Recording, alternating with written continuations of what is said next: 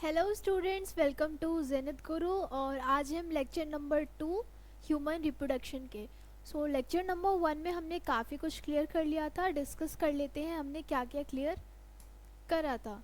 तो हमने पढ़ा था मेल रिप्रोडक्टिव सिस्टम के बारे में एंड फीमेल रिप्रोडक्टिव सिस्टम। उसके बाद हमने गैमेटोजेनेसिस पढ़ लिया था।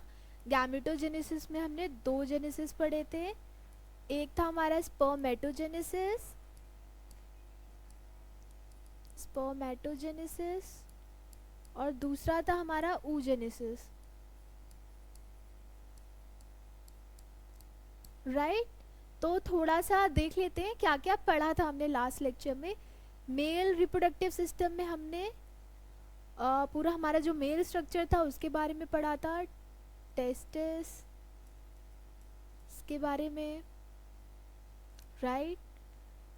और जो जेनाइटल पार्ट्स थे लाइक आपका सेमिनिफेरस टिब्यूल था, इसके बारे में भी पढ़ा था।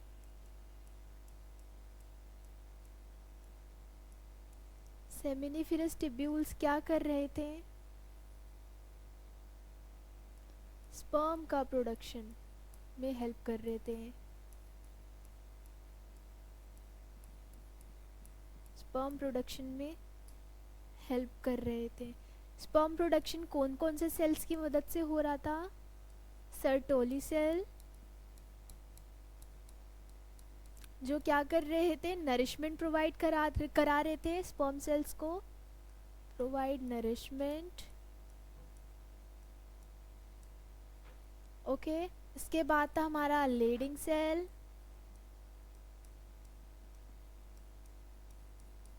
या फिर हम क्या बोल सकते हैं, इंटरस्टिशियल सेल।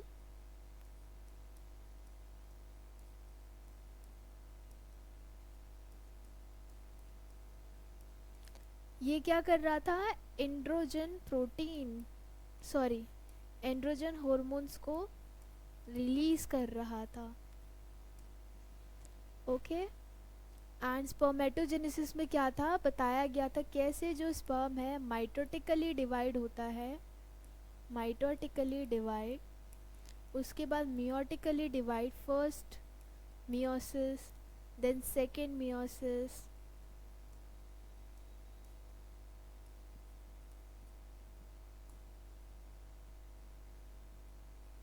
ऐसे देखते हैं।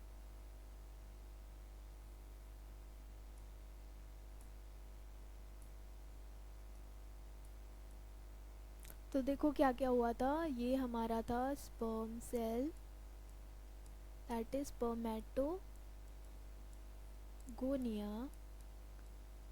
माइटोटिकली डिवाइड हुआ,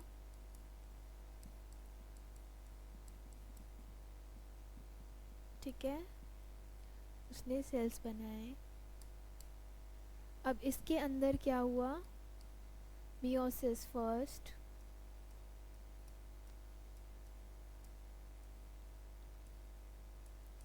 देन हुआ meiosis second, meiosis second, and at the end क्या बन गया?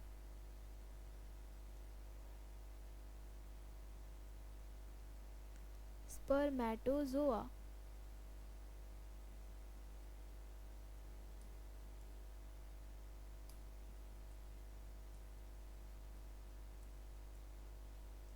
Spermatozoa, right. इसके बाद हमने डिस्कस किया था स्ट्रक्चर ऑफ स्पर्म। कैसा दिखता था हमारा स्पर्म? हेड, हेड पार्ट था, नेक था, मिडल पीस,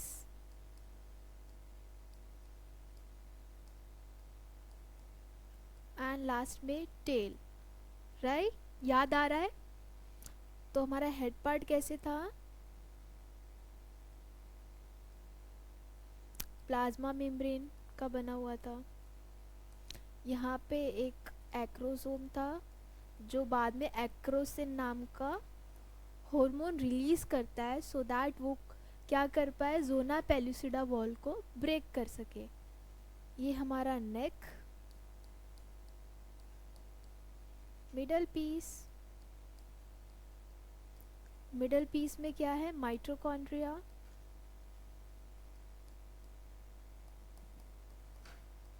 माइटोकॉन्ड्रिया क्यों है, to provide what, to provide energy, energy to the sperm cells, so that वो क्या कर सके, स्विम कर सके। स्विम करने के लिए क्या है इसके पास, टेल। मोटाइल, मोटिलिटी के लिए या स्विमिंग के लिए इसके पास है टेल। तो ये हमारा स्पर्म का स्ट्रक्चर भी पढ़ लिया था हमने। oogenesis में क्या पढ़ा था, oogenesis से पहले कहाँ पे बनता है, एग सेल ओवरी में बनता है, राइट। ओवरी में कैसे बन रहा था, ये हमने देखा था oogenesis प्रोसेस के थ्रू। सेम ऐसे ही था meiosis first, meiosis second, but the difference ये था कि जो एग सेल्स हैं, जो सॉरी ओवा है, वो क्या है, वो एम्ब्रियोनिक स्टेज पर ही डेवलप सॉरी बन गया था फीमेल चाइल्ड की बॉडी में।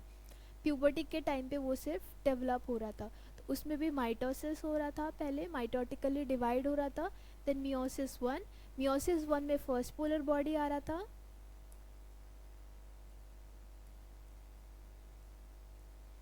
ये पोलर बॉडी, और ये वाला सेल आगे डिवाइड हो रहा था, अगेन इसमें एक पोलर बॉडी, तो first polar body, second polar body, and last में ओवम बन गया था in form of Graafian follicles. अब देखो ये है क्या पोलर बॉडी, पोलर बॉडी था हमारा जो नॉन फंक्शनल पार्ट है। सो नॉन फंक्शन कोई काम ही नहीं करेगा तो क्या कर देगा बॉडी उसको, डीजनरेट। तो ये वाला जो पार्ट है ये क्या हो जाता है, डीजनरेट।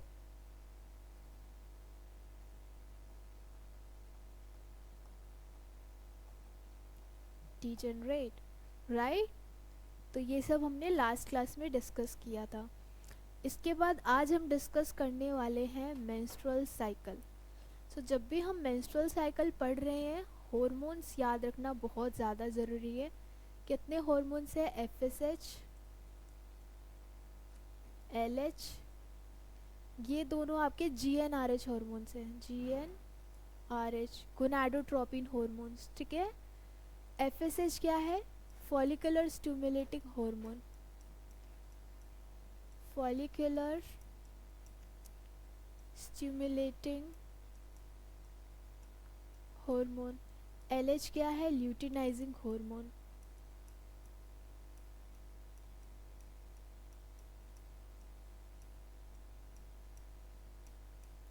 अब जो जीएनआरएच है इसको कौन रेगुलेट कौन करता है, इसको जो रेगुलेट है वो करेगा हमारा हाइपोथैलेमस।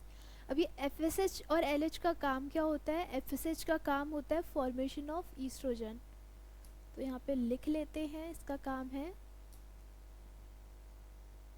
फॉर्मेशन ऑफ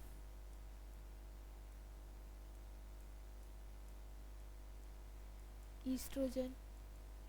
ईस्ट्रोजन कौन सा हार्मोन था, ये है फीमेल रिप्रोडक्टिव हॉर्मोन्स, ठीक है।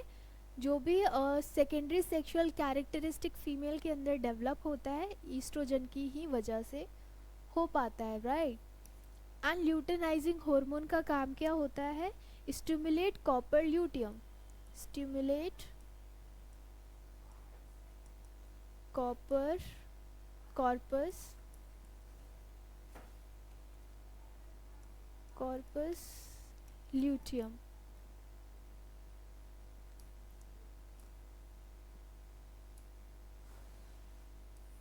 right, so it will stimulate corpus luteum।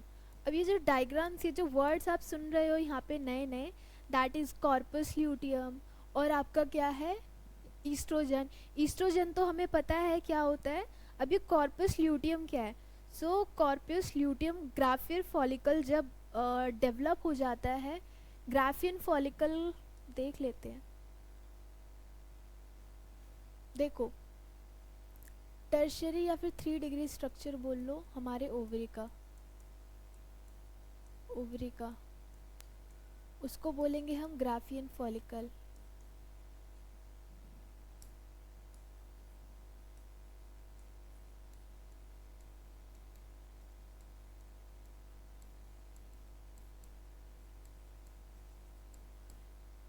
कैसा है ये मैच्योर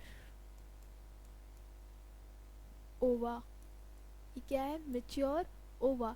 बाद में यही क्या करता है, ये मैच्योर ओवा जो है ये फॉर्म हो जाता है ग्लैंडुलर मास में। किसमें, येलो ग्लैंडुलर मास में। It will convert into yellow glandular mass, जिसको क्या बोलते हैं, corpus luteum, right. So this is the thing. चलो अब मेंस्ट्रुअल साइकिल का डायग्राम से पहले डिस्कस कर लेते हैं। मेंस्ट्रुअल साइकिल होता क्या है, स्टेजेस क्या क्या होती हैं। सो मेंस्ट्रुअल साइकिल एक ऐसा साइकिल है जो मंथली होता है। तो इसका जो रेंज है वो है 28 और 29 का डेज का साइकिल होता है, ठीक है। It is last longer for 3 to 5 days, last longer for 3 to 5 days और sometime is 7 days in some people. अब किस में होता है मेंस्ट्रुअल साइकिल, मैमल्स के अंदर, मैमल्स के अंदर होता है। मैमल्स कौन होते हैं, जिनके पास मैमरी ग्लैंड होता है, राइट। बट स्पेसिफिकली ये फीमेल मैमल्स के अंदर देखे जाते हैं, फीमेल मैमल्स के अंदर देखे जाएंगे, right. So first menstrual cycle, first MC, इसको कहते हैं menarche, menarche. And last menstrual cycle is menopause, menopause। Age क्या है, 12 to 15 ले लो या फिर 16 ले लो, age of a female body. 12 to 16 तक का जो एज का मतलब एज है इनके बीच में होता है, राइट। अब पढ़ लेते हैं इसके लिए कौन कौन से हार्मोन रिस्पॉन्सिबल है। हार्मोन के बारे में जस्ट अभी बताया, FSH, LH, और कौन कौन से हैं, ईस्ट्रोजन एंड प्रोजेस्टेरॉन, ठीक है। अब ये कॉर्पस ल्यूटियम क्या था, ग्लैंडुलर, हमारा येलो ग्लैंडुलर मास। ये कब बनेगा, जब फर्टिलाइजेशन हो जाएगा, फर्टिलाइजेशन टेक प्लेस करने के बाद। अब देखो क्या हो रहा है, 1 to 3, ये है 1 to 5 हमारा क्या है, मेंस्ट्रुएशन स्टेज, मेंसेस, यहाँ से हमारा ब्लड वेसल्स बनना शुरू हो गया। नेक्स्ट है फॉलिकुलर फेज, जिसको और क्या बोलते हैं, प्रोलिफेरेटिव फेज। अब इस फेज में क्या होगा, देखो फर्स्ट में से हमारा जो 3 to 5 डेज का था वो है मेंस्ट्रुअल फेज या फिर उसको बोल लो bleeding phase. Last for 3 it will last for 2 to 3 days।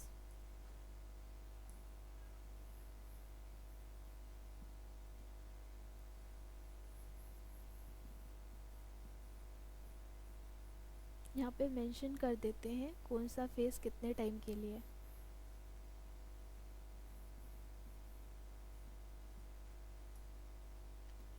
So first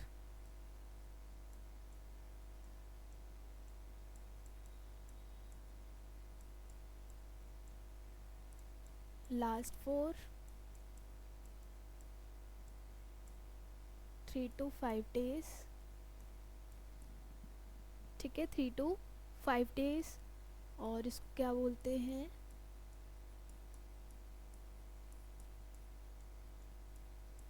phase, right. इसके बाद हमारा कौन सा है, इसके बाद हमारा है follicular phase, luteal phase and हमारा नेक्स्ट साइकिल फिर से होता है। तो फॉलिकुलर फेज में फॉलिकल का डेवलपमेंट होगा,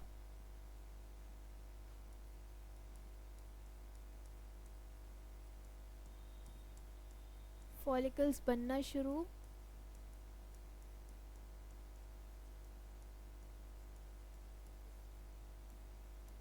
कितने डेज का होता है ड्यूरेशन, 8 to 12 डेज।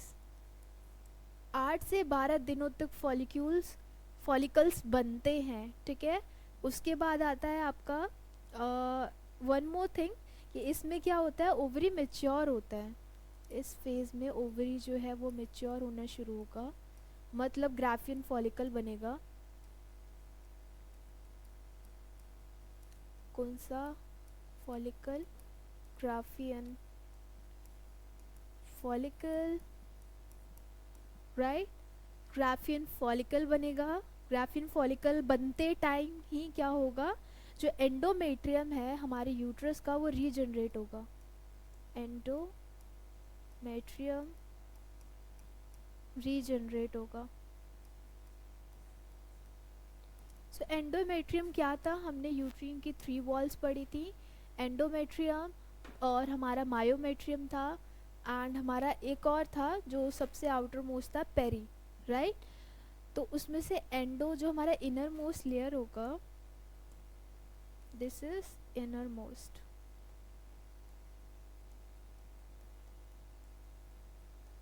और इसको बोलते हैं glandular layer.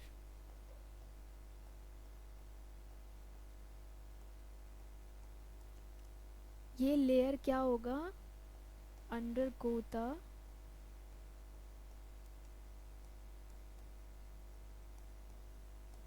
menstrual cycle every month। क्या होगा, ये रीजनरेट होगा, ये ब्रेक होगा एंड फिर से रीजनरेट होगा, ब्रेक होगा एंड रीजनरेट होगा, राइट। और ये चेंजेस जो हो रहा है एंड्रोमेट्रियम में, ये क्यों हो रहा है, बिकॉज ऑफ द हॉर्मोन्स। कौन से हॉर्मोन्स, हमारे ovarian hormone LH and FSH, right. इसके बाद आता है ओव्यूलेटरी फेज जो 14th डे पे है, यहाँ वाला। इस टाइम पे ये दोनों ही हार्मोन अपने पीक पे होते हैं, सी, ये दोनों ही क्या होंगे, अपने पीक पे होंगे। और इस टाइम पे फर्टिलाइजेशन कभी भी टेक प्लेस नहीं करेगा। सो यहाँ पर फर्टिलाइजेशन टेक प्लेस नहीं होगा, right. Ruptured of graafian follicle, इस टाइम पे 14th डे पे क्या होगा,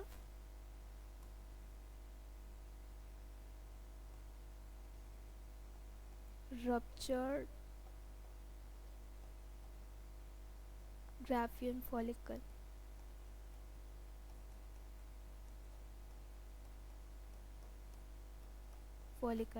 एंड ल्यूटियल फेज पे क्या होगा, कॉर्पस ल्यूटियम बनना शुरू हो जाएगा। So developing corpus luteum and regressing corpus luteum, और यहाँ से जो है आपका फीटस होगा वो बनना शुरू हो जाता है। सो दीज आर द, ये वाला कंडीशन जो है ये किस टाइम में है, फर्टिलाइजेशन के बाद, ये फर्टिलाइजेशन से पहले। डायग्राम देखो,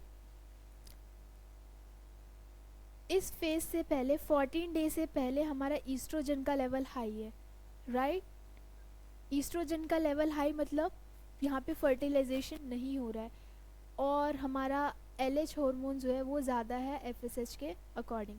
अब देखो नेक्स्ट साइकिल में, नेक्स्ट जब कॉर्पस ल्यूटेम में डेवलप हो रहा है उस टाइम पे हमारा प्रोजेस्टेरॉन हाई है। सो progesterone maintain the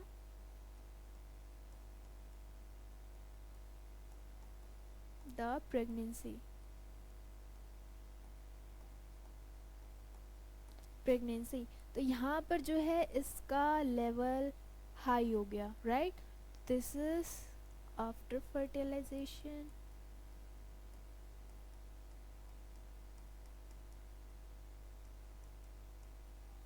this is before. अब यहाँ पे जो ओव्यूलेशन हो रहा है, अगर इसको स्पर्म मिला देन वो फर्टिलाइज हो गया, नहीं मिला तो वापस से वो क्या हो जाएगा, डीजनरेट हो जाएगा, and next cycle again begins, okay, वरना वो डीजनरेट हो जाएगा। एक बार देख लीजिए, ये ग्राफ NCERT का है। नेक्स्ट देखो, बात करते हैं फर्टिलाइजेशन एंड इम्प्लांटेशन। फर्टिलाइजेशन में हमें पता लग गया था, ये स्पर्म सेल्स आए और ओवम के साथ कंबाइन कर गए। अब देखो क्या है, ये जो आपको फरी फरी सा डायग्राम दिख रहा है, this is the cells of corona radiata. ये कोरोना रेडिएटा के सेल्स है। अब इसके अंदर जो ये लाइनिंग है greenish greenish, this is zona pellucida. अब जोना पेल्यूसिडा क्या करता है, स्पर्म को रोकता है, स्पर्म को ही नहीं, किसी भी मटेरियल को रिस्ट्रिक्ट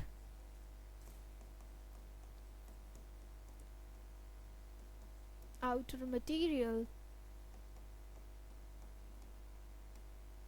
ठीक है। इसके अंदर एक स्पेस होगा ओवम और जो हमारा कोरोना रेडिएटर है, इसके बीच में एक स्पेस होगा, that is perivitelline space, and अंदर क्या होगा, ओवम होगा। अब ये जो आपका जोना पेलुसिडा का वॉल है, ये वॉल बहुत टफ होता है, राइट। तो इतने आसानी से नहीं टूटेगा। तो स्पर्म का, अब याद आया आपको, हमने एक्रोजोम पढ़ा था। एक्रोजोम क्या कर रहा था, यही काम कर रहा था, ब्रेकिंग एक्रोसिन रिलीज कर रहा था टू ब्रेक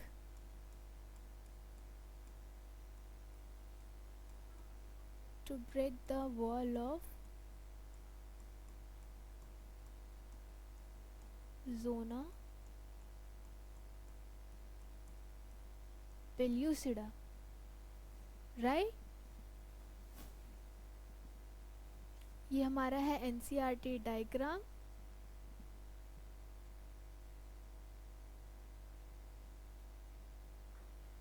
चलो बात कर लेते हैं फर्टिलाइजेशन क्या था। फर्टिलाइजेशन बोल लो या सिंगैमी बोल लो, जिसमें मेल और फीमेल गैमेट का फर्टिलाइजेशन होता है। प्रोसेस क्या है, इंसेमिनेशन। इंसेमिनेशन मतलब कि जो स्पर्म है वजाइना के अंदर एंटर होगा, एंटर होने के बाद एक फर्टिलाइजेशन होगा, फीमेल गैमेट्स, ठीक है।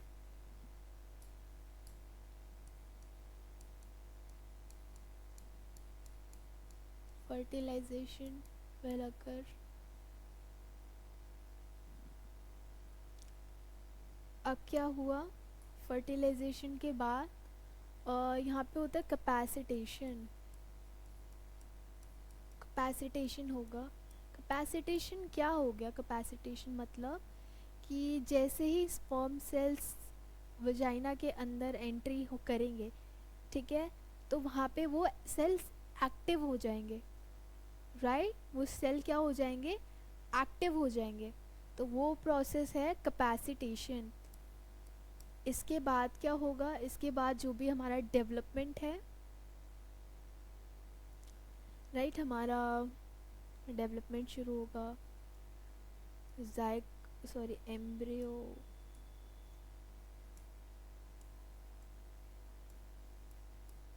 Embryo, zygote, foetus, okay. अब एम्ब्रियोनिक स्टेज क्या है, एम्ब्रियो कैसा बनता है, दो टाइप से बनते हैं इसमें। एक होता है जायगोट,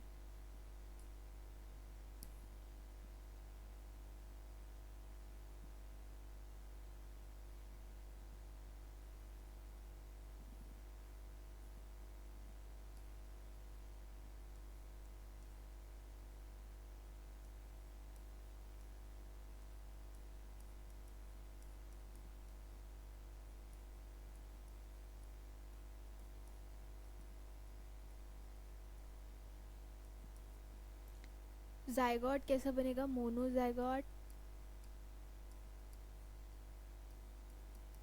और एक बनता है डाइजाइगोट।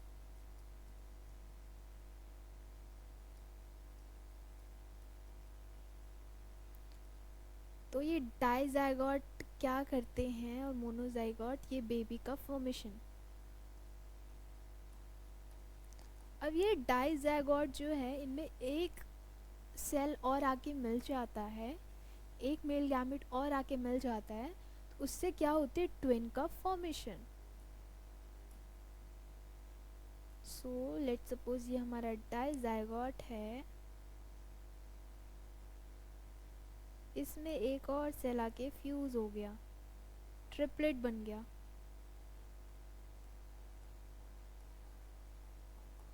तो ये ट्रिपलेट क्या है, ये ट्रिपलेट क्या बनाएगा, twin. twins, right? And then embryonic stage, then fetus, और इसमें काफ़ी सारी चीज़ें हैं, एक बार हम एनसीईआरटी से देख लेते हैं.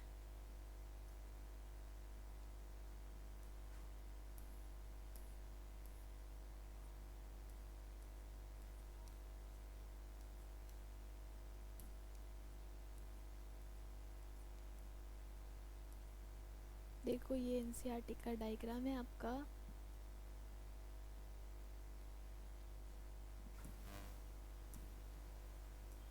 चलो देखो, ड्यूरिंग कॉप्यूलेशन या फिर coitus, semen is released by the penis into the vagina, right, जिसको हम बोलते हैं इंसेमिनेशन. अब the motile sperm move rapidly passes through the cervix. अब वो स्पर्म जो है वो रैपिडली मूव करते करते सर्विक्स के अंदर आएगा and enters into the uterus. अब यूट्रस के अंदर एंटर कर जाएगा, right, and finally reach the ampullary region, और एम्पुलरी रीजन में चला जाएगा ऑफ द फिलोपियन ट्यूब में. And the ovum release by ovary is also transported to the ampullary region.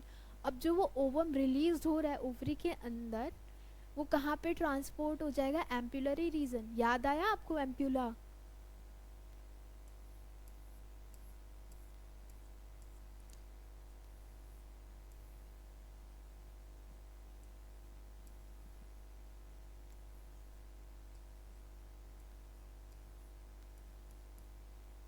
ये था ना हमारा, ये हमारा फिलोपियन ट्यूब, ये एम्प्यूला, ये इस्थेमस, right.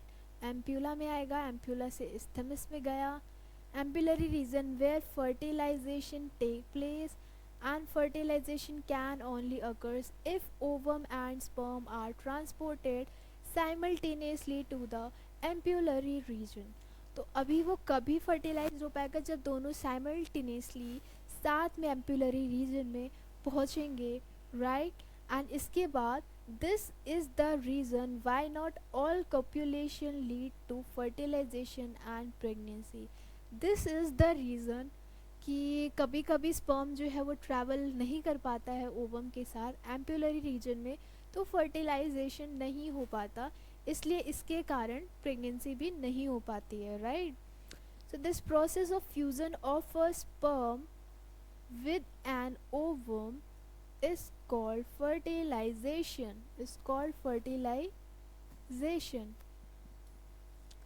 right. Next, during fertilization a sperm comes in contact with zona pellucida layer of the ovum.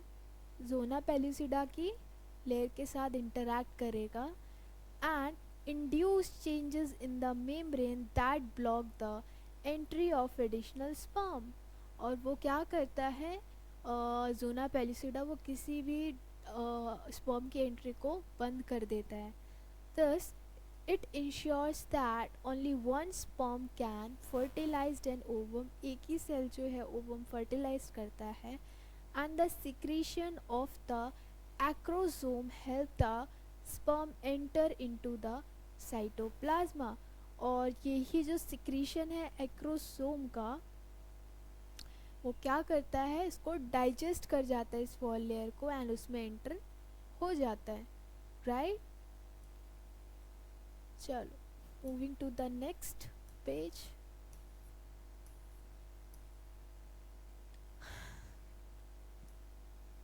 So this induce the competition of the meiotic division of secondary oocytes. so यही जो like इसके और ये होने के बाद क्या होता है, माइटोटिक डिवीज़न होगा, सेकेंडरी oocyte बनेगा, प्राइमरी oocyte बनेगा. सेकेंडरी oocyte क्या कर रहा था, oogenesis में भी पढ़ा था हमने, सेकेंड पोलर बॉडी बना रहा था, ठीक है. अनइक्वल रिजल्ट आया, क्या आया, अनइक्वल आया. सो अभी सेकेंड पोलर बॉडी तो किसी काम का ही नहीं है, तो वो डिजनरेट होगा एंड हेप्लॉइड ओवम जो उसके साथ ऊटेड्स बनेंगे. हेप्लॉइड ओवम देखो ऐसे था ना, तो ये था आपका ऊटेड. सो ये जो ऊटेड है यही काम कर रहा. तो soon the haploid nucleus of the sperm and that of the ovum fuses together to form diploid zygote. कैसा zygote बनता है? Diploid zygote बनता है. So one has to remember that the sex of the baby has been decided at the stage itself. अब क्या होता है यहाँ पे पूरा कॉन्सेप्ट जो है आपको सेक्स डिटर्मिनेशन का बताया गया है. क्या था सेक्स डिटर्मिनेशन में? XX4 girls and XY4 boy. ठीक है, तो यही यहाँ पे बताया गया है कैसे जो चाइल्ड का जेंडर है, सेक्स है, वो डिटरमाइन किया गया है यहाँ पे, right. So this is all is here. Moving there.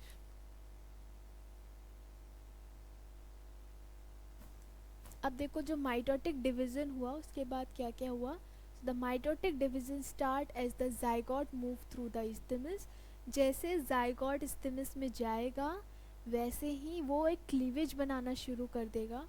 Oviduct के अंदर क्लीवेज क्या होता है? Bundles, right. So towards the uterus and forms. पहले 2 बनेगा, फिर 4 बनेगा, फिर 8, फिर 16 डॉटर सेल्स कॉल्ड ब्लास्टोमेर.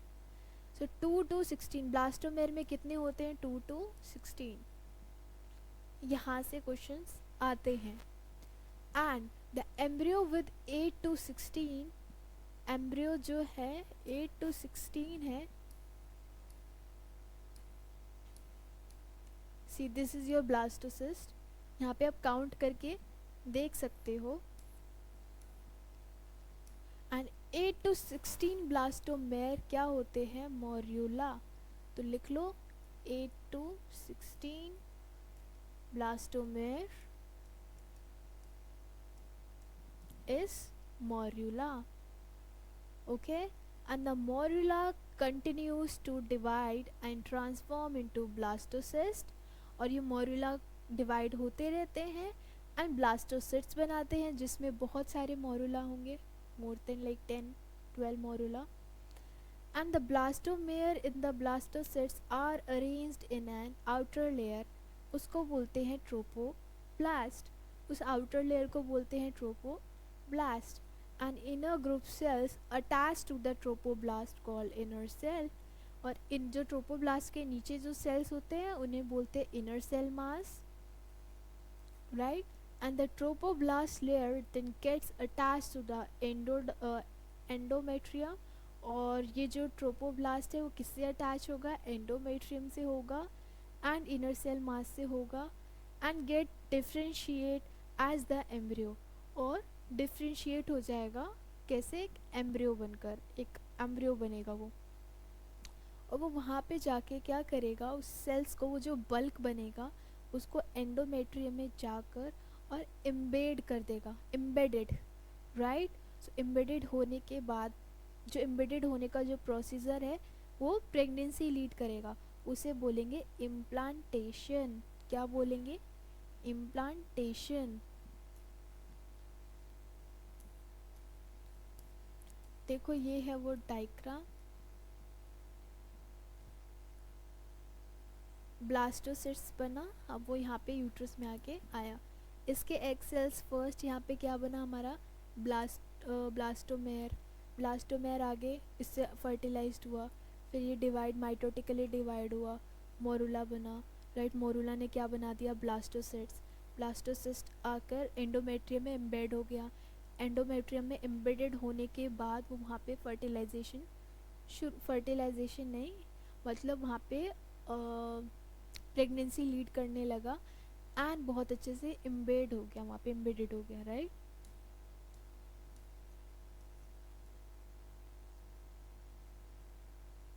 बात कर लेते हैं प्रेगनेंसी एंड एम्ब्रियोनिक स्टेज. ठीक है, क्या क्या एम्ब्रियोनिक स्टेज है उसके बारे में पढ़ लेते हैं. After implantation finger like projection appears on the trophoblast. अब इस ट्रोपोब्लास्ट के ऊपर जो है फिंगर लाइक स्ट्रक्चर है, दैट इज chronic villi, जिसे हम क्या बोलते हैं, chronic villi, just finger like, which are surrounded by the uterine tissue and maternal blood, जो किससे सराउंडेड है, maternal blood and uterine tissue से, right? And the chronic villi and the chorionic villi tissue became digitated with each other and jointly form the structure and functional unit between developing embryo and maternal body called placenta. तो याद रखना ये जो placenta है वो क्या है, mother और जो बेबी है उनके बीच का एक कनेक्शन है जिससे फूड ट्रांसपोर्ट करता है मदर की बॉडी से, बेबी के बॉडी में फूड जाता है और बेबी के बॉडी से मदर की बॉडी में क्या जाता है, वेस्ट मटेरियल जाता है through exchange of blood exchange होने की वजह से, right? Now the placenta facilitate the supply of oxygen. It facilitates the supply of oxygen, nutrients to the embryo, and also remove of carbon dioxide and excretory or waste material produced by embryo, जो embryo से produce हुआ है. The placenta is connected to the embryo through an umbilical cord. और वो placenta जो है वो किस चीज़ से कनेक्टेड है, एम्बेलिकल कोड की मदद से क्या होता है, अटैच्ड होता है, which help in the transport of substance and from to the embryo, जो क्या करता है, ट्रांसपोर्ट करता है, सब्सटेंस को ट्रांसपोर्ट करने में हेल्प करता है. Placenta also act as a endocrine tissue, अच्छा एंडोक्राइन टिश्यू की भी तरह वर्क करता है, and produces several hormone like human chronic gonadotropin HCG hormone. Please याद रखना ये कौन करता है, जो आपका प्लेसेंटा है ये रिलीज़ करता है, रिलीज्ड बाय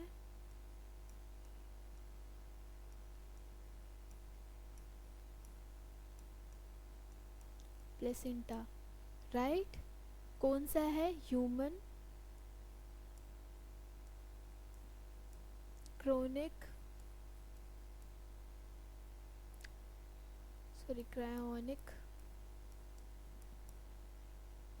गोनाडोट्रोपिन.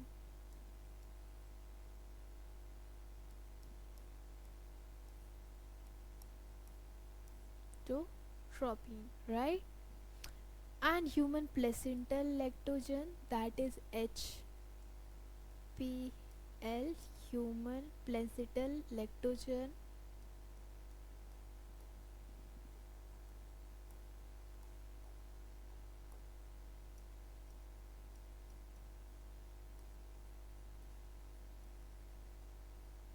लैक्टोजन, इसके बाद है ईस्ट्रोजन और progesterone, and then oestrogen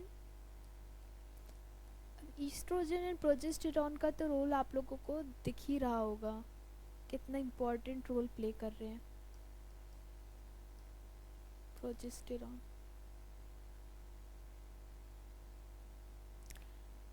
So in the later phase of pregnancy, a hormone called relaxin is also secreted by ovary, और बाद में एक रिलैक्सिन नाम का हार्मोन भी रिलीज़ होता है, ठीक है?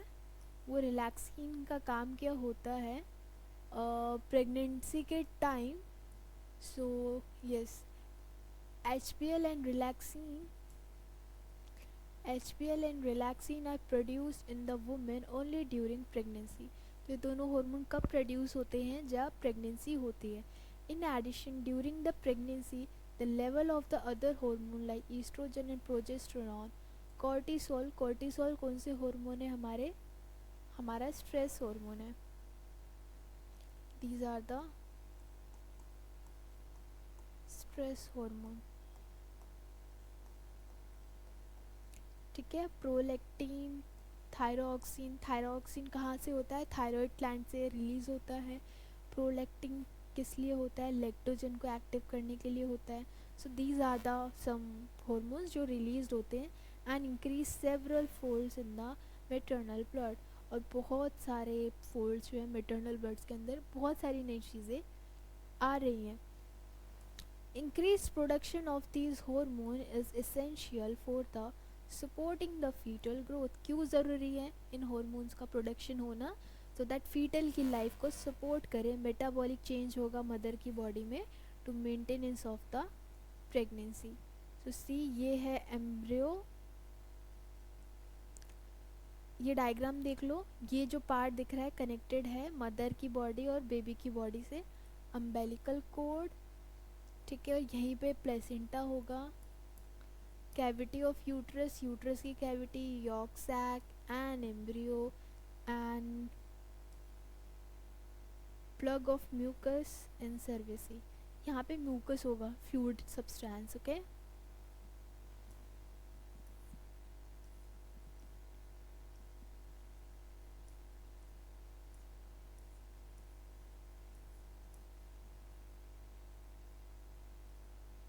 सो immediately after implantation the inner cell mass जो कि आपका एम्ब्रियो है वो डिफ्रेंशिएट हो जाता है एक्टोडर्म में, मतलब आउटर लेयर, ठीक है।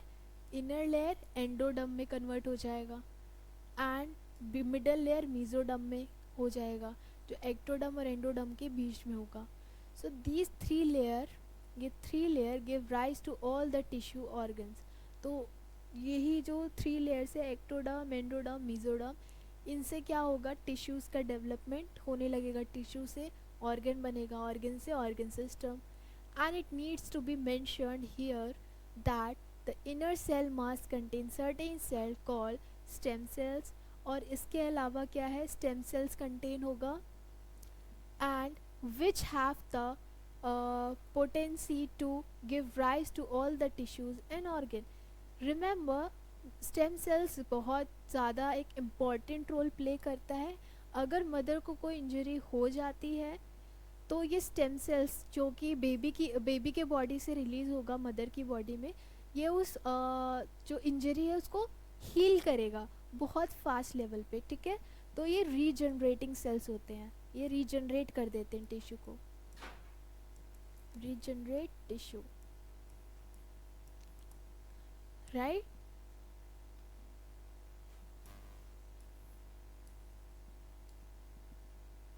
सो हमें ये तो पता ही है human pregnancy is last for what, 9 months, it is last for 9 months and apart from that, हाँ वो भी अलग चीज़ है कि इन सम केसेस प्री मेच्योर अगर 9 मंथ से पहले हो जाता है तो उसको बोलते हैं प्री मेच्योर डिलीवरी, राइट। और हर ऑर्गेनिज्म का अलग अलग होता है, लाइक जो प्रेगनेंसी का ड्यूरेशन होता है हर ऑर्गेनिज्म में अलग अलग होता है। तो देख लेते हैं बेबी का फॉर्मेशन कैसे हो रहा है यहाँ पे। So the first sign of the growing fetus may be noticed by listening to the heart sound of carefully through the stethoscope. कैसे पता लगता है, देखा है ना फिल्मों में, डॉक्टर स्टेथोस्कोप लगाता है और बोलता है हाँ आपकी बहू प्रेग्नेंट है। तो कैसे बताता है, वो स्टेथोस्कोप लगाकर वो बच्चे की हार्ट बीट सुनता है। So by the end of the second month of pregnancy, second month of pregnancy के एंड के बाद the foetus develop limbs and digits. अब उसके लिम्स एंड डिजिट्स, उंगलियां, हाथ पैर, ये सब बनना शुरू हो जाते हैं। And by the 12 end of the 12 week that is first trimester. एक चीज़ और बता दूँ, यहाँ पे एक कंडीशन आती है,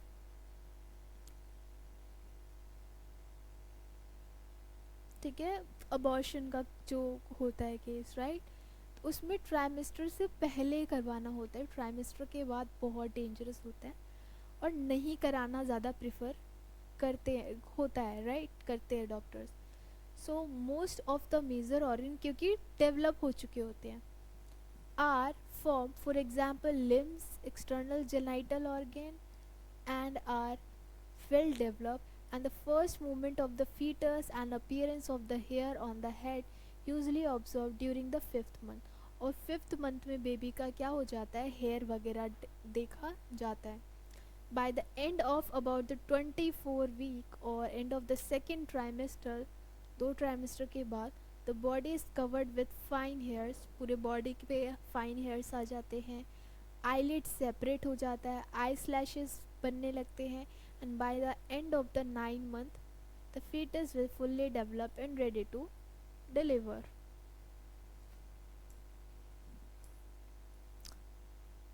लास्ट टॉपिक है parturition and lactation, right. So the average duration, देखो पार्चुरेशन और लैक्टेशन होता क्या है. अब प्रेगनेंसी के बाद जो प्रेगनेंसी वाला टाइम होता है, जेस्टेशन पीरियड, उसके बाद का जो पीरियड होता है उसको बोलते हैं लैक्टेशनल पीरियड. ठीक है. सो पार्चुरेशन मतलब कि डिलीवरिंग द बेबी, बेबी के डिलीवर करने के बाद लैक्टेशनल पीरियड आता है. पहले पार्चुरेशन होगा फिर लैक्टेशन होगा. तो इसमें लैक्टेशनल पीरियड में क्या होगा, absence of MCs, that is menstrual cycle, उसमें एब्सेंट होगा. उस कंडीशन को और भी बोलते हैं लैक्टेशनल अमोनेरिया, राइट. और इसमें मिल्क का सिक्रेशन शुरू हो जाता है.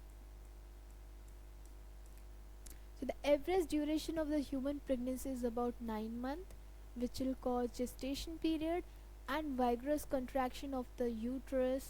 The end of the pregnancy is cause expulsion, delivery of the fetus. और जो vigorous contraction होगा यूट्रस का, क्या होगा, एक बहुत डायलिएट हो जाता है वजाइना उस टाइम पे, राइट.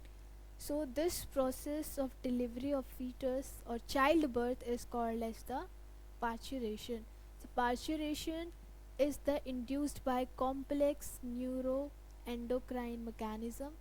Parturition क्या है, एक complex neuroendocrine mechanism है. कैसे, बिकॉज इसमें हॉर्मोन्स भी रोल प्ले करते हैं. The signal for parturition originated from fully developed fetus and placenta, which is induced mild uterine contraction called fetal ejaculation reflex. तो हमारे यहाँ पे न्यूरॉन्स क्या करता है, सिग्नल भेजता है जब बेबी रेडी होता है डिलीवर होने के लिए. तो उस रिफ्लेक्स को क्या बोलते हैं, रिफ्लेक्स क्या आता है, इनवॉलेंटरी एक्शन, राइट, जो बहुत इंस्टेंटली एक्ट करता हो. तो फीटल इजेक्शन रिफ्लेक्सेस कहते हैं. ये होने के बाद ऑक्सीटोसिन क्या करेगा, ट्रिगर करेगा उस पॉइंट को. ठीक है, मैटरनल पिट्यूटरी से अब ऑक्सीटोसिन हार्मोन काम करना शुरू करेगा. Oxytocin act on the uterine muscles, uterine की मसल्स पे एक्ट करेगा and causes stronger uterine contraction, और बहुत स्ट्रॉन्ग यूट्रिन कंट्रैक्शन को कॉज करेगा. In which turn stimulate further secretion of oxytocin, और ऑक्सीटोसिन की ही वजह से कंट्रैक्शन होगा and result in the this lead the expulsion of the baby out of the uterus. And इसी एक्सपल्शन की वजह से बेबी जो है आउट होता है थ्रू द बर्थ कैनाल. ठीक है. तो ये था पार्चुरेशन. इसके बाद है मैमरी ग्लैंड. मैमरी ग्लैंड से याद आया, पहले पढ़ लेते हैं. So the mammary gland of the female undergo differentiation during the pregnancy and start producing milk towards the end of the pregnancy by the process called lactation, right? So pregnancy के and होने के बाद lactational period शुरू होगा जिसमें milk का secretion होगा. First milk of mother के फर्स्ट मिल्क को बोलते हैं कोलोस्ट्रम.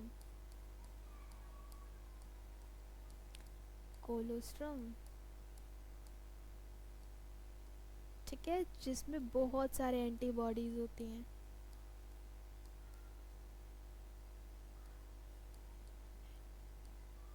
न्यूट्रिशन होता है और बहुत इम्पॉर्टेंट होता है बेबी के लिए. उससे बेबी का इम्यूनिटी बूस्ट होता है. क्या होगा, इम्यूनिटी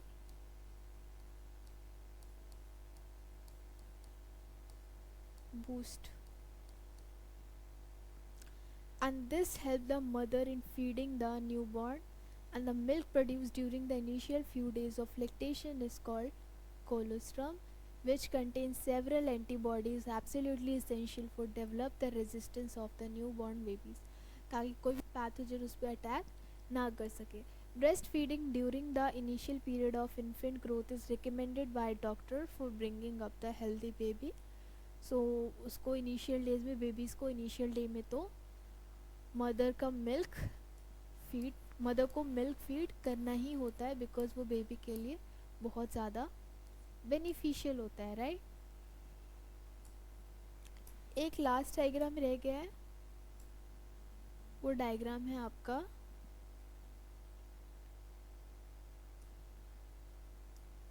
ये है ये ब्रेस्ट का डायग्राम है, ठीक है.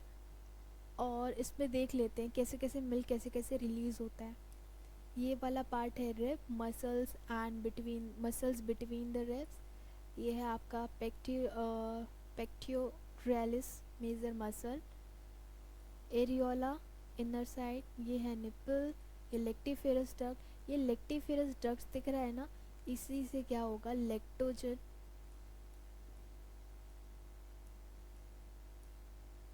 मिल्क का सिक्रीशन करेंगे. ये है एम्प्यूला, मेमोरी डक्ट.